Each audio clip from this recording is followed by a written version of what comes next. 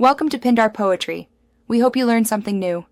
You start by confirming prerequisites: a verified Payoneer account with withdrawals enabled and eBay seller verification.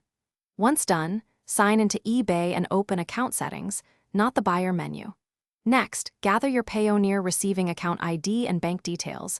You'll paste them into eBay fields. Make sure the names and business entity types match exactly to avoid verification delays.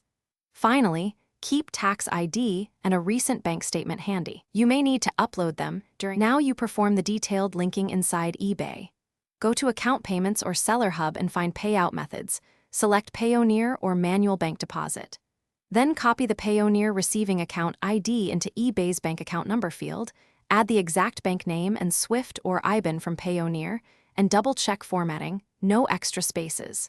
Once entered, eBay will run a small test or request verification documents.